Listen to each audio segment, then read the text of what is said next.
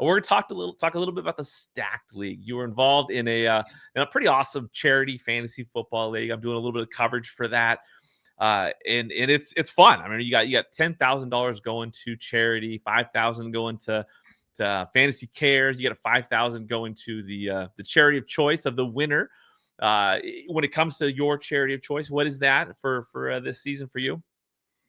Yeah, it's Mary's Place. It's an organization that helps women and children that are dealing with homelessness. And I'm a father of two daughters and was mostly raised by my mom, and my parents separated young. I mean, my dad's a great dad, but I mostly raised by my mother, and care a lot about the women in my life. And obviously, doing what we can to support women and children that are in tough spots, I think is an extremely important cause. It's awesome. I'm a girl dad myself, so I appreciate that very much. Now, what was it that made you want to compete in this league? Because there's a lot of headliners, a lot of people you mentioned earlier on as people that you admired, when you were consuming content as a young player. Yeah, I mean, getting asked to do it, I think was such an honor. Like I said, I don't have the hugest following. I mean, my newsletter does really well and all that, but a lot of these other names on here are the ones that you see in all the industry leagues. I don't necessarily always get asked to do the industry leagues, and so getting an invite and getting an opportunity to compete with some of these guys. I mean, some of them, like Dave Richard, for example, is in the league, and I got a chance to play with him in a bunch of CBS leagues when I was at CBS for a couple seasons there, and I've definitely played in leagues with several of these guys before. In a dynasty league with Soccer Dave, who is in this as well. The opportunity to play in a league like this for me is more or less like a can't miss opportunity. I wasn't gonna, pass up the chance. So getting asked was very cool, and it's been a fun league. Well, it has been fun. It's fun to see the waiver wire, all the action. There's a lot going on. Currently, Dave Richard and Kendall Valenzuela from Matthew Berry's Fantasy Life are sitting there at 4-1 atop the league. There is a last place punishment in this league, and so far, Greg Branos is 0-5. Rough start. Hopefully, he can turn it around. We'll see how that ends up. But obviously, after your week 5 matchup with Andrew Cooper, you fell at 2-3. You were sitting there primed, ready to win that match, and then the Brian Thomas catch happens at the end of the game, right? That's what happened, right? Yep. Yeah. I mean, I had Xavier Worthy. He had Thomas. We're basically going head to head, and I had a multiple point lead. And Thomas, it's half PPR. Thomas could have caught 2 short passes even in that last drive. Jacksonville had the ball, and I'm like, I mean, they're going to have to try to move the ball down the field. In the modern NFL, the good deep receivers don't just get one-on-one on the outside against a single high safety. It doesn't happen. And the Chiefs inexplicably just let Brian Thomas win on one-on-one on the outside against a single high safety that was late getting over for a 33-yard gain. I'm like, not just like that I just lost my fantasy matchup by 1 point. Although if Worthy would have caught a pass on the way back, I would have had, the one coming back that could have stole it. There was a throw on second down where Mahomes threw it sort of towards Worthy and Hollywood Brown, and neither of them was looking. I don't know if anyone remembers that last Chiefs drive, but I was like, oh, that's going to Worthy. And then it kind of zoomed past Hollywood Brown's face. Neither of them was really looking. So I almost came back and won it the other way back, but lost that game by 1 point because of a 33-yard gain, 3.8 point play in a situation where, I mean, from a real football perspective, I don't understand how it happened. I don't like, what are they doing? And they went on to lose the game because of it. It was nonsense. A less than 1 point loss. That's gotta just drive you crazy, especially with the way you look at football, the way you watch it, and you see the dysfunction that happens, and you can't explain why. Like that's pretty wild. But again, it's been fun to see this. There's a lot of action on the waiver wire. I can't not ask you about week 5 because most waiver wire transactions in this league have been super conservative. Every week, you last week did go 59 or 58 or $59 for Malik Washington. Explain the thought behind that move, because it definitely caught some people off guard. Yeah, I got asked about it a lot. I was kind of surprised it caught people off guard. I mean, I'm more with Kendall, who is running away with it. In week 1, she came out bidding aggressively. In week 2, she came out bidding aggressively, was able to make some early buys. I'm a pretty aggressive bidder. I felt like everyone was being conservative, mostly because there wasn't a whole lot of high-profile stuff. But I had kind of been anticipating, and I've been in a lot of analyst leagues, and people are usually pretty flippant with their fab in analyst leagues. I had been anticipating that we were going to have some aggression. And since I made that bid, there's been a few more high bids that have been a little bit like $26 bids or something on guys that I'm like, I mean, he's probably not worth that. But the argument that for taking for putting that amount of money on Malik Washington is not that I think Malik Washington's worth it, because I just made that comment as well. The way I approach fab is it's not what's the player worth. It's two things. It's what's he going to go for, and then do I want him? And my team needed help and needs help and has a lot of players that are not probably elite players, unfortunately. So I did a double elite onesie build. I took Jahmyr Gibbs in the first round. I took Brock Bowers at the end of the second, Lamar Jackson at the beginning of the third. They're both hurt. So a big thing that really hurt about this less than 1 point loss you mentioned last week is that I was without both of my double elite onesies in a double elite onesie build. You already know that you're going to be thin at the flex positions at running back and receiver. When you do that, you need a point differential that makes up for that from QB and from tight end to justify that decision. I'm streaming Sam Darnold and Dalton Schultz at those positions this week, trying to make it work, trying to piece things together. And it's been frustrating because I did fall to 2 and 3, but I could have won basically all three of those games. The one that I didn't really have a chance on was against Justin Boone, but the way that I'm talking about it in my head is he had the Vikings defense that week where they scored 35 points, and I lost by less than the differential in the defensive points. So anytime you lose by just defensive points, I'm like, man, this is annoying. The other 2 weeks literally came down to a start-sit. I was debating on Sunday morning my different wide receiver positions. I wound up putting Jerry Jeudy in. He's been a headache all year. In the London game, he gets me 2.5 points. I had Wan'Dale Robinson on the bench, who I was thinking about playing. Didn't have a huge game, but would have been enough for me to win. Obviously, without Malik Neighbors, Robinson had the potential to get quite a few more targets. Decided to go with Jeudy in a half PPR league. Ended up, last minute decision for the second time this year now, costing me in a close loss. And my team's not a super high scoring team, but for a team that went double elite onesie that's not really getting the advantage of that, I think it is kind of scratching and clawing. But the Malik Washington bid was, hey, I got these guys like Jerry Jeudy. Xavier Worthy's been hurt. Jordan Addison came back from suspension. I think he's a good play. For me, Malik Washington was a very extreme play one way or the other. He was either going to do what happened last week, which is he basically didn't get any expansion of his role. Nick Westbrook-Akine added a ton of routes, and Darren Waller added a bunch of routes. And Westbrook-Akine didn't even get any targets in the game, but he added all those downfield routes that I thought Washington might add. He already had a significant manufactured touch sort of gadgety role, and I thought the potential, because he's already their motion man and all this stuff, that the potential for him to do the motion releases, they get the free releases in this offense where they use motion to run the vertical routes, and they've done that with Tyreek Hill for years, and it just seemed really logical that it would be Washington. Washington's profile, very strong, led FBS in receptions his final season at Virginia, 110 receptions. He had 20 targets and 16 catches in the last 4 games last year. And in their first preseason game with Tyreek out and Waddle out, they threw to him 4 times on the first drive. They already showed it with Tua in there. They showed, Mike McDaniel showed a game plan in preseason that was basically treating Malik Washington as the first read on everything, like the Tyreek Hill thing. So my take on Washington was the upside case was that he could do kind of what Jonnu Smith did last year. Jonnu Smith, 9 catches first 4 games of the year. And then the last 8 or 10 games, whatever it was, he had double-digit PPR points every game. Because in Mike McDaniel's offense, if you're one of the guys that he's scheming up for, you can really consolidate touches. Tua does not scramble anymore very much with the concussion stuff. They get the ball out quickly. You get a lot of catches. You get a lot of touches. This is an offense where you can really consolidate volume. And so I thought this was a player that had this type of ceiling where if he gets into this role, I'd be starting him every week. And that's what I'm looking for on the waiver wire, is the high ceiling plays. So did I think he was worth $59? No. Did I think that he would generate a ton of interest because we do early Tuesday morning waivers and it was a high profile Monday night injury? I did think that. 6 people bid on him. 6 bids. Half of the league.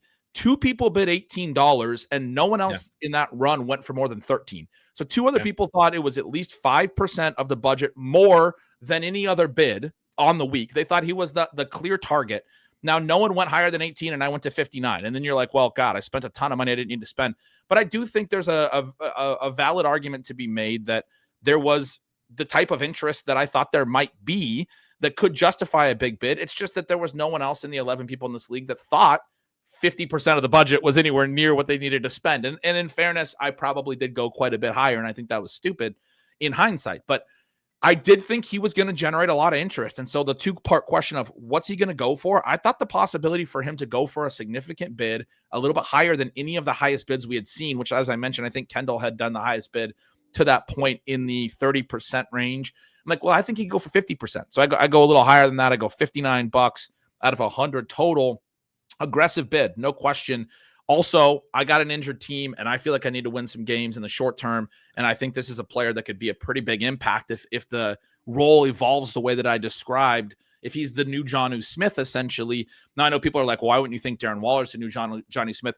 A lot of Jonnu Smith's usage was around the line of scrimmage, catch and run, quick hits, all of that stuff that they like to do in this offense. Waller's a more vertical receiver. I think of him more like what Gesicki was in Mike McDaniel's first year in this offense, or what Jalen Waddle has been. Tyreek Hill has been some vertical targets, but a lot around the line of scrimmage as well. Well, Waddle has been the higher ADOT vertical receiver. I thought Waller and Waddle would both be more vertical guys, and that they need to answer this question around the line of scrimmage. I think that's going to be Achane. I don't think they really think it's going to be Washington. Washington's role might still develop. We'll see, but Waller did get a vertical target last week, which was one of the big catches, and he's got that red zone role, sees the routes increase. Maybe I have that wrong, but I think Waller is more of a vertical tight end than a catch and run tight end. I think they're different players. And so I think Washington, great athlete, closest thing they have on the roster athletically to Tyreek Hill as well in terms of tested athleticism. Washington, a lot. And if you look at Washington's stats, another thing I'll point out, he already has a punt return for a touchdown this year. I mean, this guy's very dynamic with the ball in his hands. The idea that Mike McDaniel might go out of his way to, scheme up a large percentage of his offense, and that Miami's offense is uniquely creative in that regard, and how it can be so valuable for fantasy when you're one of those guys that McDaniel is scheming everything up for, because he's the quintessential coach of thinking players, not plays. He thinks about what player do I want to feature in my game plan. I think now it's going to be Waddle and Achane with a little bit of Waller as sort of that third option, and then Washington still is gadget fourth guy. I thought the possibility existed for Washington to elevate right there with Achane and Waddle, and so that was what I was targeting. Well, plenty of season left to be had with that to see what happens. I think that you clearly analyze the situation, and you got to take risk in fantasy, right? You got to take risk, right. and the situation is there.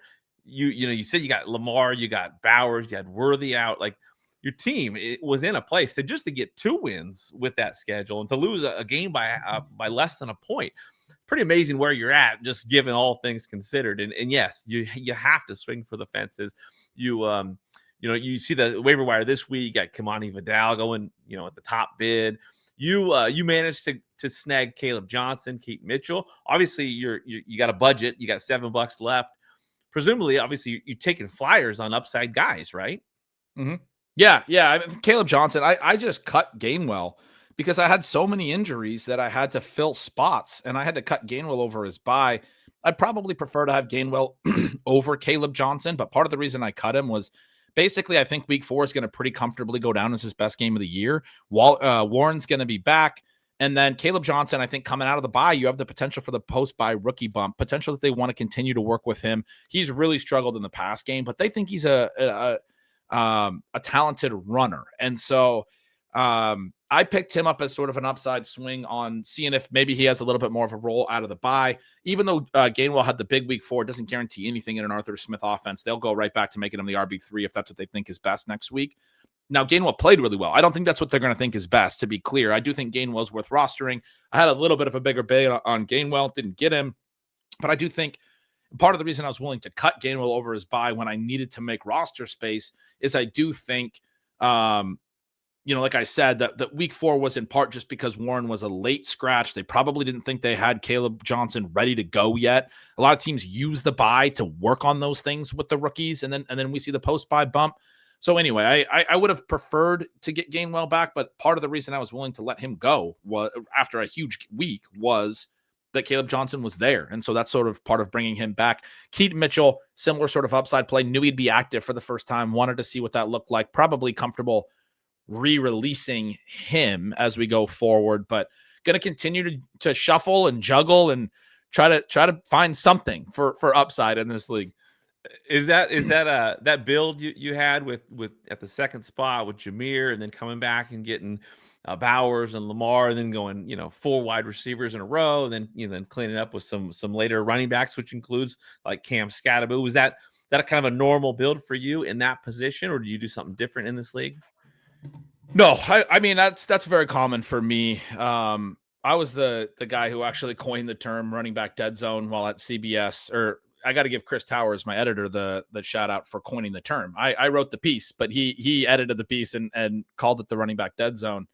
And so I very much ascribe to this philosophy that you don't want to be paying for running back volume in rounds 3, 4, 5, 6. I think you want to be building wide receiver depth in those rounds. And especially if I go double elite onesie. Now, it's not common for me to go double elite onesie, but I think if you do want to do that, and I don't think there's enough discussion of whether you can. There's such a common discussion point in the fantasy space. It's basically like, well, all quarterbacks and tight ends are the same. Like the way that I heard some people talk about my build afterward was like, well, I mean, apparently Lamar Jackson and Brock Bowers are going to score the same amount of points as every other quarterback and tight end. Well, that would really invalidate the logic behind drafting them where I did. The point is that they're going to give you a positional advantage. And it's worked with Lamar. I mean, you're trying to take a strategy that helps you win a 12-person league where you start at an 8.3% chance of winning, and you're trying to maximize that. If you hit on this double-edged sword of both Lamar and Bowers being key positional advantages, as long as you're able to fill the other spots, and that's the fascinating thing is I have a 2-3 team that's middle of the pack in scoring, despite Bowers being nothing. I mean, he gets hurt week 1, plays through injury for 2 weeks, and now he's going to miss a couple of games. And Lamar has been more or less has proven the thesis, but in a consistently really high scoring and things, but is now injured as well. And so trying to navigate all that is tough. But the reason that I do that is I'm trying to find a running back whose value, because running back is a position that's the easiest to see the value gain from those late rounds. That's the part of like zero RB that doesn't get talked enough about. When people come at zero RB, it seems like all they focus on is defending the value of early round running backs, which is fine. I that's a conversation we can have. But what about the point that I went anchor running back in this and I took Gibbs, but I took all these receivers and everything from a total value perspective from my roster. Stacking a bunch of late running back picks gives me a lot of shots at this type of player that can gain a ton of value. And that was, as you mentioned, Cam Scatterbo. I also had Dylan Sampson, who I used the first couple weeks. He quickly lost favor, but I got points out of him in weeks 1 and 2. I took him after Scatterbo. And then I started using Scatterbo. I took Tyjae Spears before the preseason injury. That was tough. And I took him not long after all of Jaylen Warren, J.K. Dobbins, and Jordan Mason went. And when I talked to some people pre-season about my draft strategy, I said, man, when I go anchor running back or zero RB, I really like for this year, I really like to get one of Mason or Warren or Dobbins. And they all went in the round prior to where I rebroke the seal on running back. I took Scatterbo instead. I'm glad that I have Scatterbo at this point, obviously, but I would have loved to have gotten a rookie like Scatterbo and paired him with a veteran that I thought had a better early season role like a Warren or a Dobbins. Those veterans usually always exist. But my team this year is evidence that even when you don't get to those guys in a build, and the guy you do take is Tyjae Spears, and it goes bad, you can still get there through, I ended up starting a rookie the first couple weeks and then playing Scatterbo. My RB2 spot has not been the weakness of this team at all. It's been a strength. Jahmyr Gibbs has been a strength. I was able to flex Kenneth Gainwell that 1 week that I picked him up as a spot start, which added some more running back potential. The weakness has been my double elite onesies, especially now that Lamar is hurt. And then the receivers that I picked as well. Xavier Worthy gets hurt week 1. What are you going to do? Brock Bowers gets hurt week 1. What are you going to do? I mean, these things are going to happen. Jerry Jeudy was my 6th round pick, has struggled throughout. Addison I took in the 7th round. Some question there for my build in terms of taking a suspended player on a team that was going to be thin at the flex positions, but I think he has incredible upside. And I think he started to show that in these 2 weeks that I've been able to play him in weeks 4 and 5. And so I have George Pickens on this team as well. If Worthy, Pickens, Addison, Jeudy, if those guys are able to score more points going forward than they did coming up to this point, my receivers and my running backs will work out okay. The question is, can I get Lamar and Bowers back and score enough points and have those guys be hammers? It's not looking great. This build is not. Sometimes your builds don't go the way that you plan them out. There's been a lot of injuries. There's been a lot of issues. I do think from a build perspective, if you want to execute double elite onesie, if you do want to make aggressive plays on those types of things, then I think, for example, Lamar Jackson has shown that he was worth the early ADP. I mean, he was worth it in spades until the injury happened. If you want to make those bets that onesies can be worth high draft capital, this is how you execute it. You take a lot of receivers in those mid rounds. You take the running backs later because they can gain a ton of value in the way that you don't see it as much with receivers. It's a lot more difficult at the wide receiver position. It hasn't panned out for me. I think the framework is solid and is there. I love it. And you took Gibbs, ahead of Bijan, ahead of Saquon. I love the style, the strategy. You see, that's how you see it. You do it, and you made it happen. And he's been phenomenal. Week 6, you got Andy Barron's coming up. He's a 3-2 team. You got to obviously bring him back to the pack. When you look around these rosters, though, is there one team that you look at as like that's the team I got to beat? That's the team that's got the most talented roster. Well, you mentioned that I play in a lot of leagues. I play in like 30-something managed leagues, so I haven't been like scouring the rosters a ton. But I do know that my old colleague Dave Richards doing really well. I saw that he was able to add another key player. He had Rico Dowdle last week. He added him. It's so funny. I had Dowdle on my roster because Hubbard was banged up and cut him to add Kenneth Gainwell for the spot start that was really huge for me in week 4. And it was like kind of the same play. Well, Warren's going to be out. Well, I'll cut the guy that I was holding when Hubbard was banged up the week prior, but Hubbard played. And then Hubbard was banged up again. And Dave was able to add Dowdle and spot start him. And obviously in hindsight, I'm like, I wish I would have kept Dowdle, but I cut him to add a different running back spot start that helped me get the win in week 4.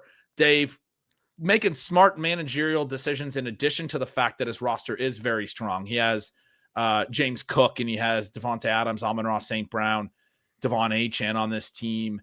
Very, very fun team. I think things are kind of going well for him, and this may be the Dave Richards season in this league.